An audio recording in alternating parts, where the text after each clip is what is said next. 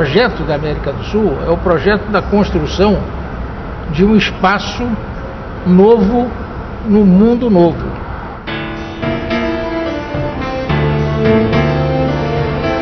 A América do Sul é o primeiro resultado do processo de mundialização, o primeiro resultado dos descobrimentos. Só por essa passagem de ter alterado o mundo, a América do Sul já fez história. ¿Hasta cuándo vamos a estar siendo la sombra de la historia? ¿Hasta cuándo vamos a estar recurriendo a la historia para los discursos? Nos acordamos de Simón Bolívar, el rato de los discursos de la integración. ¿Cuándo vamos a hacer en la práctica hechos que nos permitan integrarnos? Nosotros estamos construyendo recién una historia de nuestros países. Todavía un gran reto que es el de construir una historia verdadera de América Latina y de nuestros países, que pueda ser una historia orientadora del futuro, no solamente una historia justificadora del pasado.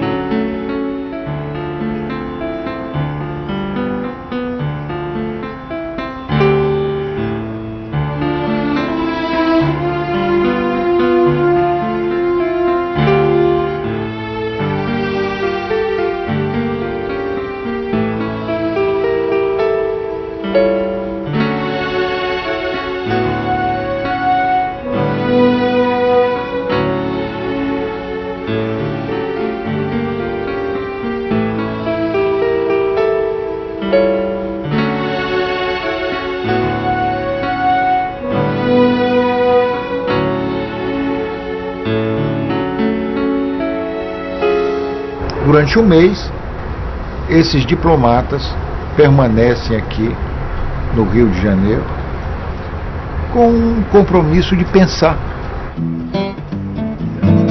Nós estamos reunindo e dizendo, pense.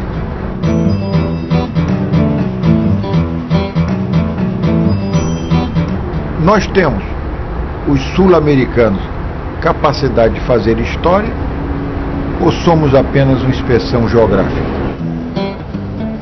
A ideia básica do curso é conhecer a América do Sul através dos sul-americanos. Um conhecimento direto dos diferentes países, não mais feito de uma maneira triangular. Porque o que nós estamos acostumados a fazer é um conhecimento que triangula, ou pela Europa ou triangula pelos Estados Unidos. Mas nós temos que conhecer fundamentalmente através dos próprios sul-americanos, conhecer o Peru através da visão de um acadêmico peruano, a Venezuela através de um político ou de um acadêmico venezuelano. Essa eu acho que é a grande novidade do curso e a importância é esse conhecimento direto da América do Sul pelos sul-americanos. This course really helps to get a focus on the various countries and their history and their approaches towards other countries, and I have to say the very little knowledge they have of Suriname. We had the occasion to introduce Suriname to the colleagues of the course, and I think that is the contribution of this course, that we can learn to get to know each other. Me parece acertado por parte de la organización, que ha seleccionado personas que no siempre tienen un criterio predeterminado. Eso es muy importante porque entonces uno puede ver que hay variedad, pluralidad de pensamientos dentro de los diferentes países.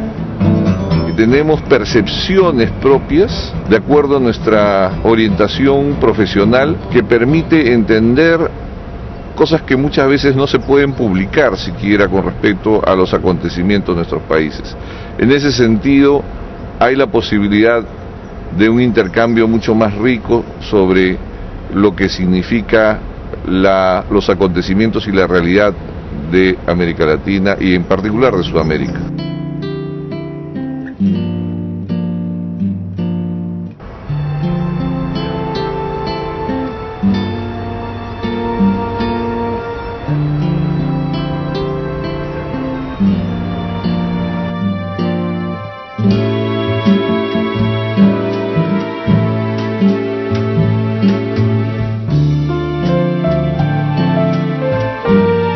Como dice el embajador Moscardo, dice, estamos aislados para pensar, estamos en un retiro. Los religiosos hacen un retiro espiritual, nosotros también estamos haciendo un retiro espiritual, lo hemos detenido para pensar en integración. Porque para la integración, lo primero que tendríamos que tener en cuenta es el aspecto de la integración física humana. Con estas personas que yo he conocido aquí, voy a volver a encontrarme en otros destinos, quizá aquí en Brasil o en otro país o en países lejanos, y van a ser personas conocidas, no simplemente un funcionario de otro país, sino una persona que ha compartido mucho conmigo y un referente para toda la vida.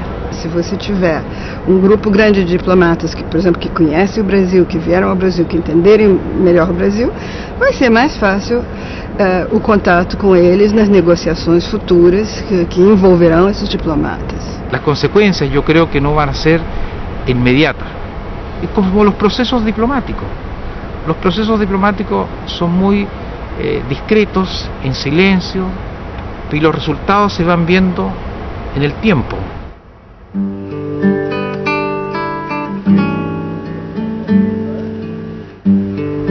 Yo estudié Derecho en Bogotá y al pasar el tiempo reflexioné y decidí que eso era lo que quería hacer, ser diplomático. Yo había pensado, al salir de colegio, estudiar psicología, pero de pronto se presenta la oportunidad de que yo pueda entrar al Ministerio de Relaciones Exteriores, y es ahí donde un viejo amor renace en mí, la diplomacia, y aquí me tienes en el Servicio Diplomático de Bolivia. Yo quería estudiar idiomas modernos o artes o letras, pero no fui asignada directamente a la universidad, sino que tuve que presentar una prueba interna en la Escuela de Estudios Internacionales. Fue entonces cuando entro a la carrera y decido ser diplomático.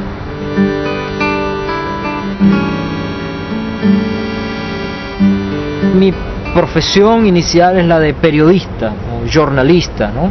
Y desde la perspectiva del periodista percibí esa gran necesidad de iniciar ese proceso de conocimiento mutuo entre los países de la región.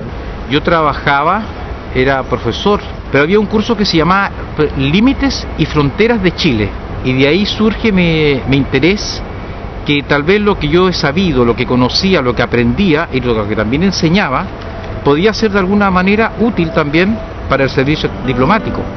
Por eso que cuando tengo 30 años, yo entro muy viejo al servicio. Eu tinha 21 anos e eu lia muito João Cabral de Melo Neto, e ele tinha uns poemas que eu gostava muito, e ele tinha uns que chamavam Sevilha Andando Sevilha. Eu pensei, nossa, essa vida deve ser boa, ficar andando Sevilha.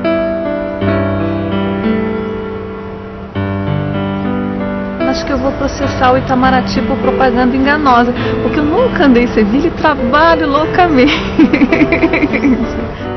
No entendía cuando chica por qué vinieron mis padres a un lugar tan lejano sin conocer, y bueno, mediante eso estoy en esta carrera. Conocer el mundo por donde atravesaron mis padres antes de llegar a Paraguay.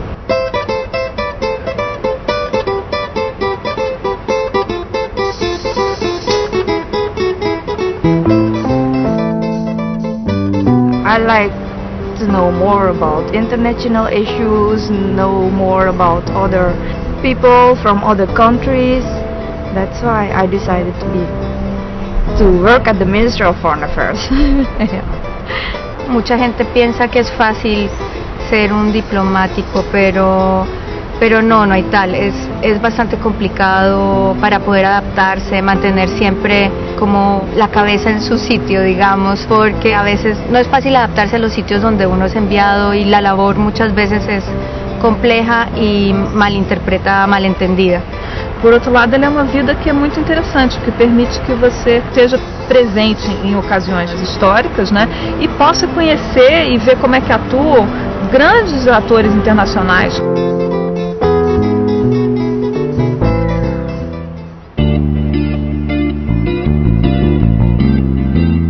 La definición de Argentina es en primer lugar un país latinoamericano del Nuevo Mundo, resultado de la presencia europea, en gran parte la destrucción de los pueblos originarios, que generaron una estructura social tempranamente muy desequilibrada, con mucha injusticia, con mucha exclusión, a pesar de lo cual la Argentina fue capaz de crear una gran cultura en la música, en la literatura. Pero no logramos a lo largo del tiempo todavía construir una sociedad más igualitaria, más equitativa, más estable. Bueno, efectivamente se disminuyó la pobreza del 38,8 al 13,6% desde que se inauguró la democracia, pero sigue habiendo la enorme desigualdad. Inmensa mayoría de las viviendas son pequeñas, de mala calidad, mal abastecidas. Lamentablemente, como dijo un sabio italiano, al Perú se le ve muchas veces como un mendigo sentado en un banco de oro. Tenemos unas cuentas pendientes con el pasado muy grandes. Lo que ahora se llama, y creo que es una buena expresión, tenemos una enorme deuda social con nosotros mismos. Tenemos problemas de racismo y de discriminación, de marginación y de exclusión. Tenemos todas las palabras para ese tipo de problemas, ¿no es cierto? Definitivamente. Y una situación interesante en la cual las tareas pendientes de la agenda política van casi en paralelo con las agendas pendientes de la agenda económica, ¿no es cierto? Y cada vez es más claro que si el Perú no resuelve lo uno, no podrá resolver lo otro de ninguna manera. Este es un país, y ahí termino, donde nunca en su historia independiente un proceso de dictadura ha durado más de 12 años, ni un proceso de democracia más de 15.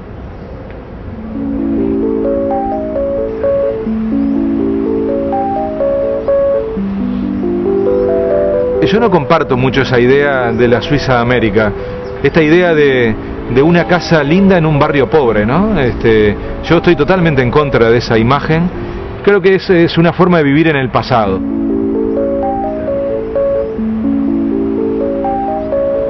El éxito económico de esa época fue la desgracia de otros países, la desgracia de Europa con las guerras, y la verdad que esa no es una buena estrategia, que nos vaya bien porque le va mal a otros. En mi opinión, lo que queda por construir es mucho más atractivo que lo que fuimos.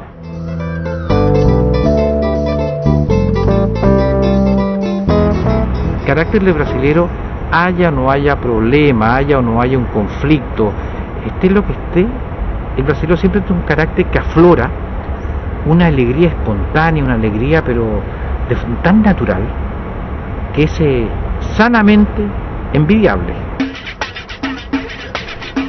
Seguimos siendo formales, conservadores, pero tal vez somos un poco...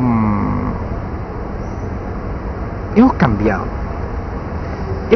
en el último tiempo, yo creo. Que no me escuche nadie, pero hemos cambiado. No, si me pueden escuchar. Una cosa que impactó mucho en la psicología es el desarraigo del hombre que vino del interior, del gaucho desarraigado de la tierra, y la melancolía de los hombres que vinieron de Europa, y que también estaban desarraigados. Y esto se implantó en un nuevo territorio y dio lugar probablemente a esta idealización del pasado, lo que se había perdido, porque evidentemente en el tango, por ejemplo, este continuo recuerdo del barrio, de la madre, de la novia perdida.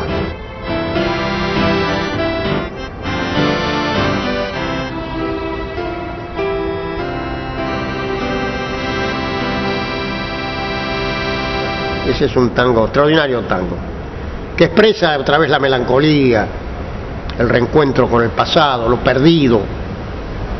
Es un gran tango, de Gardel y Lepera.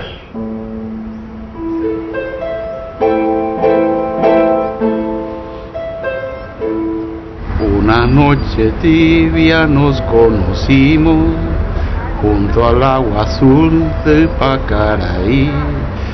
Tú cantabas triste por el camino. Hasta ahí. Paraguay no es un país, es una obsesión. O sea, algo que quizás tiene mucho sentido en estos momentos de disolución de nacionalidades, de integración, de búsqueda de nueva identidad, de verdad. Nos estamos preguntando qué es ser paraguayo.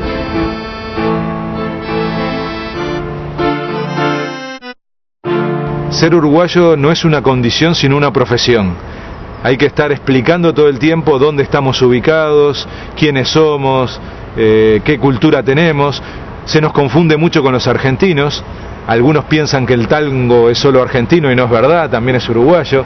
Que el mate es o de Río Grande o de Argentina y también es uruguayo. Uruguay es un país que es un accidente geográfico y político. Ni siquiera tiene nombre Uruguay, es una cosa que cuesta entender. Uruguay tiene un nombre de un río. Somos la República Oriental del Uruguay. Es como si Argentina se llamara República Occidental del Uruguay. Tenemos un río que nos da una identidad y que incluso significa nuestro nombre.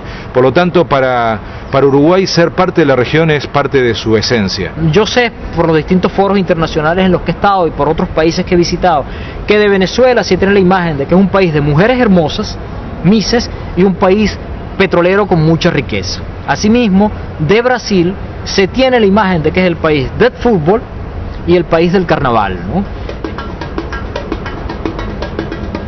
Pero sigue siendo, a pesar de eso, una visión limitada, ¿no?, que tenemos sobre nuestros países vecinos.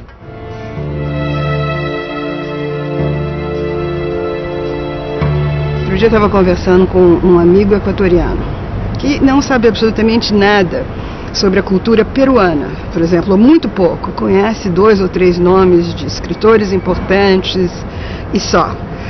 Um amigo peruano conversando sobre a Colômbia, sobre os artistas plásticos da Colômbia, não conhecia os nomes, como nós não conhecemos os nomes desses países e não conhecemos, a não ser ciertas figuras muy populares do show business. Bueno, nos separa es el desconocimiento de nosotros. Nos conocemos muy poco. Si yo hablo de Bolivia, muy pocos saben dónde lo pueden ubicar o pueden considerarlo como un país probablemente conflictivo, pero muy poco se conoce de todas las potencialidades que tiene mi país. And we do not really know of our neighbors. And I think this is a very great disservice in our schools. And in the universities I've tried to change that. Your question, why we are far, how to answer such a question, because far in what respect? In let me say, in distance, in culture, in ideology. You see, these are different points to tackle. But let me just keep it geographically. In 1.5 hours, we are in Belém. And we are part of the Amazon. As you know, the Amazon comprises 8% is Brazil. Then you have Colombia, Venezuela, Bolivia, but Suriname too. So basically we are not that far.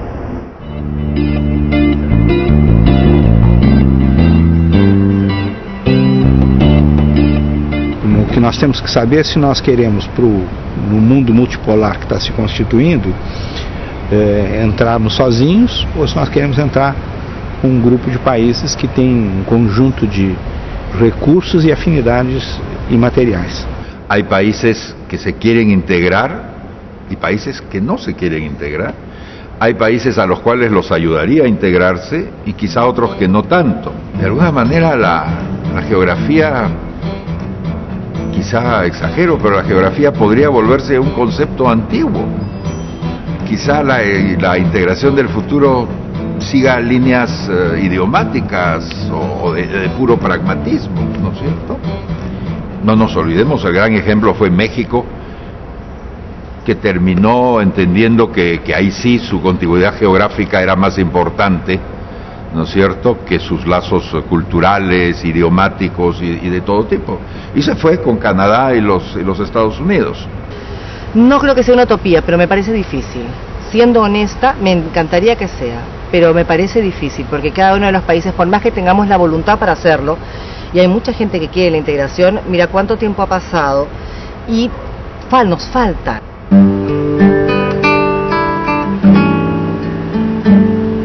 É preciso ter estradas de ferro boas, estradas de rodagem boas, um sistema de transporte aéreo eficiente. Hoje, para você poder ir daqui do Rio de Janeiro para Quito, você tem que ir ao Panamá, para depois, você não tem uma linha direta. Quer dizer, tem que reestruturar a infraestrutura física do continente também. Você tem que ter espaços onde há vantagens comparativas. Por exemplo, a Venezuela produz alumínio a um preço muito mais barato que aqui. Então, deve-se priorizar o alumínio da Venezuela, deve-se priorizar a produção de farinha de trigo na Argentina. Para se fazer a integração, tem que se planejar a integração. Hay mucho atraso, hay mucha pobreza. Esto mismo, que sería el objetivo por el cual nos deberíamos unir, es lo que en un principio nos desune, es lo que a veces nos hace sentir desconfianza los unos a los otros, de creer que ciertos países van a querer la integración simplemente es por ampliar sus mercados y para tener injerencia en otros países. Pero estos son aspectos que tenemos que superar.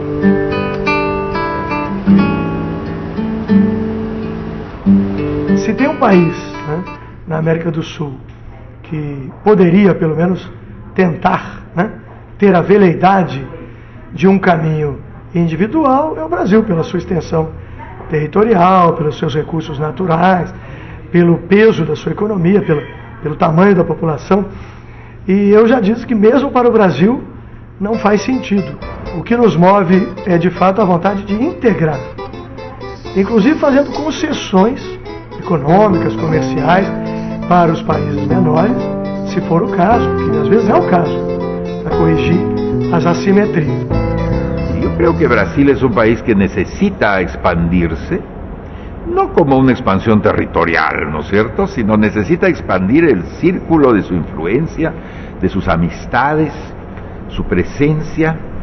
Necesita por lo menos una presencia parecida a la de otros grandes países del mundo, como los Estados Unidos, como Europa, como otros. Y necesita esto no solo por su propio provecho, digamos, en términos de mercados y exportación, también por su propia defensa, por su propia necesidad. Y entonces Brasil necesita un lugar en la região sudamericana. O que é importante levar em conta, eu acho, é que esse é um processo. Quanto mais próximos nós estamos hoje do que estivemos antes, quanto mais nós comercializamos hoje do que comercializávamos antes, quanto mais a gente vê hoje filmes argentinos do que a gente via antes. Eu acho que são essas as perguntas que a gente deve fazer quando a gente pergunta se existe um passivo, se não existe um passivo, se na verdade existem realidades e dificuldades com as quais a gente tem que lidar. La integración con futuro es la del temor de los hombres pequeños. Los hombres pequeños y los países pequeños necesitamos juntarnos, ¿no es cierto?, frente a los bloques. Y a veces es difícil ponernos de acuerdo entre las personas. Si a veces hasta en la familia es difícil, entre dos a veces es difícil, y cuando están los hijos más difícil, pero al final se llega a buen camino, a buen puerto.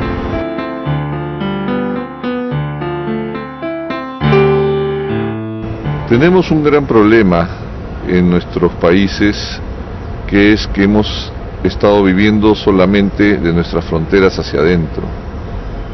En la gran mayoría hemos creado inclusive historias que son relatos ficticios sobre lo que aconteció durante ciertas épocas a fin de generar los mitos nacionales. Cuando hablamos de soberanía, no estamos pensando en aquel concepto del siglo XIX o de principios del siglo XX. No es una soberanía encerrada, ¿ya? La soberanía no se garantiza poniendo soldados en la frontera, ¿ya? La soberanía se garantiza desarrollando las capacidades de un país. Lo que se estuvo creando es como territorios transfronterizos, transnacionales, ¿verdad?, que fueron previos al Mercosur, a la integración burocrática y formal política de los países, ¿verdad? Y paraguayos y brasileños de los dos lados trabajan, tienen propiedades, exportan. De algún modo la política interior y exterior de nuestros países va a tener que considerar esa creación de territorios nuevos, ¿verdad? Es cierto que a veces el Estado va más lento y tiene más engranajes que toca mover para tomar una decisión y para actuar. En cambio, la gente de la frontera es el día a día, es la relación diaria, entonces es mucho más ágil, mucho más rápido, mucho más real, ¿sí? Tal vez son como dos tiempos diferentes. El Estado más lento toma decisiones con otra perspectiva del tiempo, y en la frontera los temas son del día a día, de la vida diaria. Es ver un poco también, escuchar a estos pueblos que se están integrando entre ellos, sobre todo los pueblos fronterizos, que son los que tienen una integración mucho más cercana, para que entonces los gobernantes y las personas que están en las tomas de decisiones puedan ver cuáles son las realidades para aplicarlo recién a la política. Muchas veces se está viendo la parte política sin ver la realidad. Pongo un solo ejemplo. La larga frontera que tenemos con Argentina. Tenemos un sinnúmero de, antes se llamaban comités de frontera, hoy día se llaman comités de integración.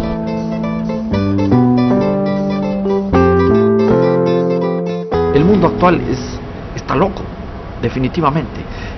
Hay total apertura por el movimiento de los flujos de capital. El mundo financiero es realmente libre.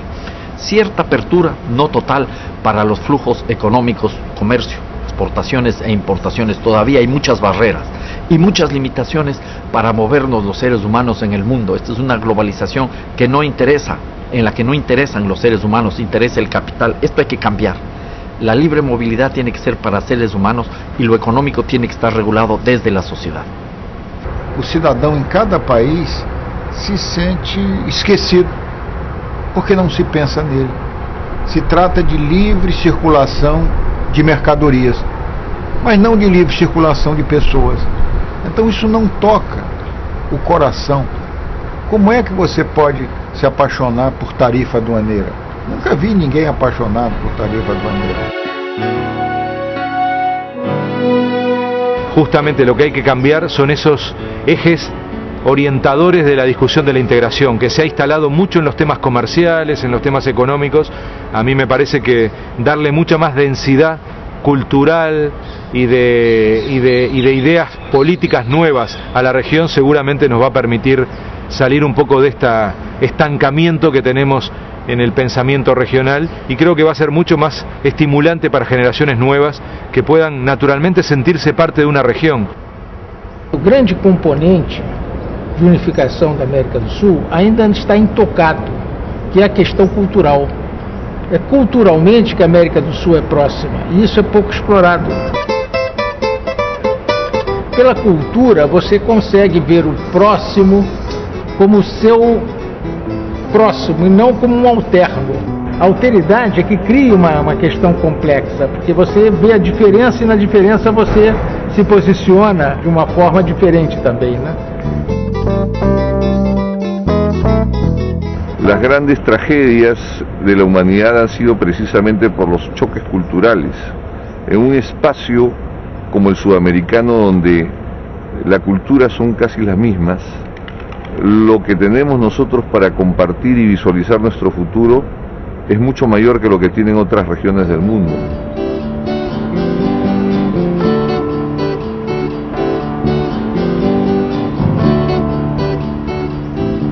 Hay que empezar a pensar la producción cultural como una de las señas de identidad de producción de nuestro continente, porque ese producto ya se consume a nivel internacional.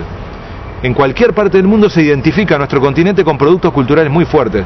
Sin embargo, gran parte de la infraestructura para eso está fuera de la región. Y allí tenemos a los músicos de nuestra región que terminan grabando en Miami o que terminan siendo exitosos fuera de la región. Nosotros tenemos que ser capaces de que eso sea un circuito de producción de nuestra región. Creo que ahí, sin duda, vamos a salir de esa especie de encierro en sectores tradicionales que han demostrado históricamente que no logran responder al principal desafío de nuestra región, que es desarrollarse.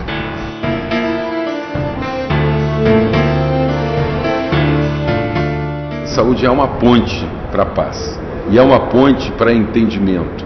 E a América do Sul já vem trabalhando junto há mais de 5 anos, com certeza, e com certeza há mais de 2 na definição de um programa comum. Nós estamos propondo aos chanceleres que levem aos presidentes o que será a primeira rede operacional, para além da rede política, evidentemente, que são as chancelarias e as presidências da República, mas uma rede temática seja a saúde.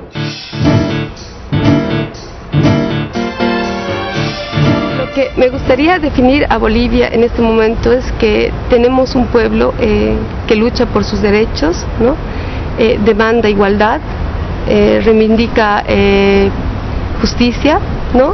Y también soberanía, que es fundamental para toda sociedad, y esa es la realidad y el momento actual del país. Nosotros decimos es un pachacuti. Pachacuti es un cambio profundo.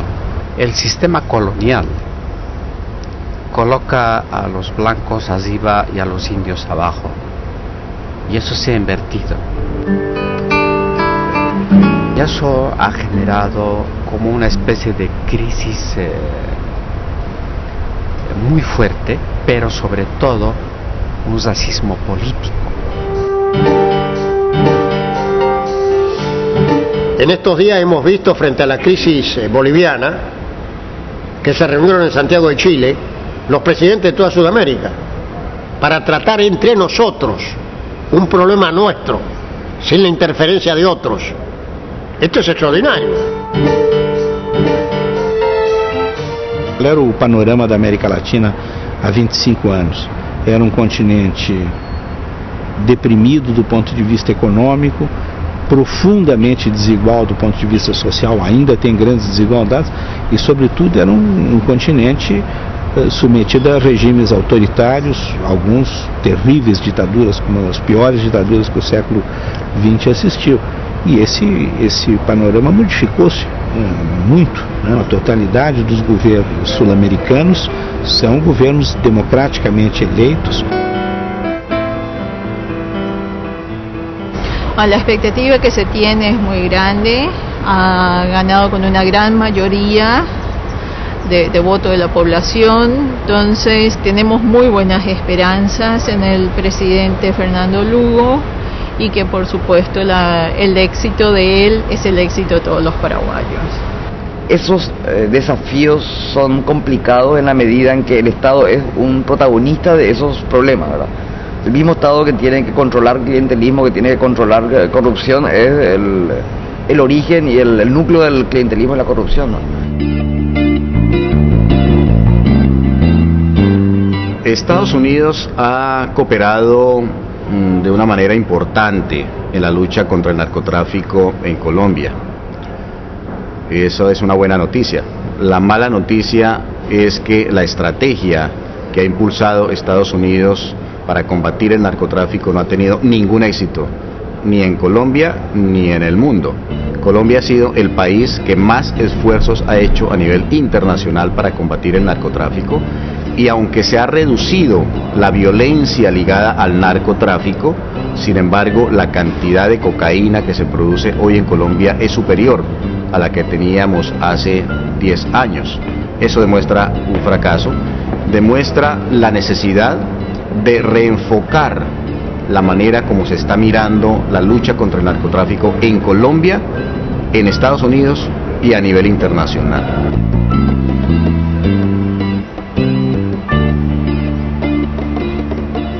El país durante mucho tiempo estuvo obsesionado con traer las cosas de afuera, tomar créditos, inversiones extranjeras.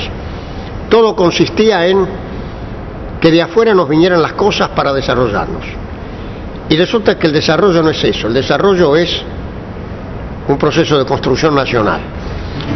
Argentina se recuperó en estos años porque volvió sobre sí misma. Dejó de pedir la ayuda externa para descansar en su propio ahorro y en sus propios recursos. Y ahora tenemos por delante una serie de desafíos para consolidar lo que se ha logrado y para responder a este nuevo escenario internacional en el cual se ha derrumbado ya a nivel mundial las ideas que en la Argentina habían colapsado en el 2001-2002. Nos últimos 5 ou 6 anos, todos os países da América Latina estão com um bom nível de crescimento. Uns mais, outros menos, mas todos estão crescendo bem mais do que nos 20 anos anteriores. Eu acho que será possível a América Latina, mesmo com o impacto da chamada crise financeira, será possível a América Latina enfrentar e vencer essa crise sem deixar de crescer. La economía peruana está muy bien, está creciendo, está en las primeras planas del mundo.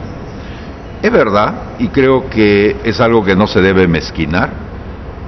Pronto cumpliremos algo así como 90 meses de crecimiento ininterrumpido a lo largo de 3 gobiernos. Sin embargo, no debemos olvidar, y menos en estos tiempos de crisis, que todo eso proviene en gran medida de los buenos precios de los minerales en el mundo. 62 o 64% creo de nuestras exportaciones son minería a buen precio. Y el Perú está exportando manufactura. Y la pensamos seguir exportando todo el tiempo que China nos permita. Dos motivos pelos quais nós estamos resistindo à crise, estamos garantindo a nossa integridade, é exatamente porque nós temos hoje no Brasil um mercado interno de consumo popular. E nós devemos cada vez mais avançarmos nesse sentido, de fazer com que todos os brasileiros e brasileiras, além dos direitos básicos da nacionalidade e da cidadania, sejam também consumidores para garantir cada vez mais essa integração saudável entre a estabilidade, o crescimento econômico y el desenvolvimiento social. Bueno, ese es uno de los grandes desafíos, romper el modelo productivo que precisamente se construyó en la década del 20, del 30, luego de la crisis mundial. Nuestra región asumió un rol absolutamente patético de ser productores de materias primas, que siempre funcionan cuando hay crisis mundiales, porque el alimento vuelve a consolidarse como un elemento clave, lo fue en la época de la guerra. Eso generó una matriz productiva totalmente negativa en nuestra región, que es concentradora de riqueza y que sobre todo tiende a no fomentar la innovación. Nosotros en Latinoamérica aplicamos mejor que nadie el neoliberalismo en los años 80 y 90 y mejor que nadie vivimos sus consecuencias. Fue precisamente el caso de Venezuela justo antes de que llegara la revolución bolivariana. Nuestra empresa, la empresa más grande de Latinoamérica, PDVSA, estuvo a punto de ser privatizada. Entonces yo insisto de que tenemos todo para ser libres, tenemos todo para ser felices, lo que tenemos es que buscar el mejor mecanismo, y es un mecanismo que tiene que ser antitético a los individualismos y tiene que tratar de buscar las soluciones desde el todo, desde lo social.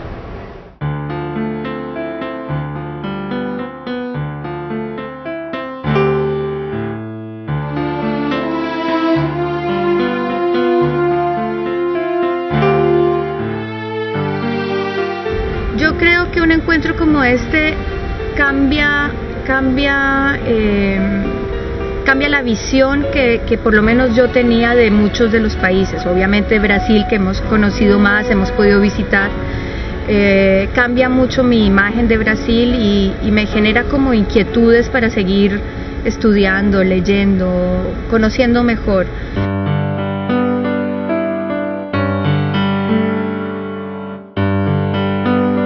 Nós estamos hoje na nave espacial Terra. Se você examinar a nave espacial Terra de uma perspectiva lunar ou marciana, como é que você vai distinguir brasileiro de argentino, de uruguaio? É a mesma coisa.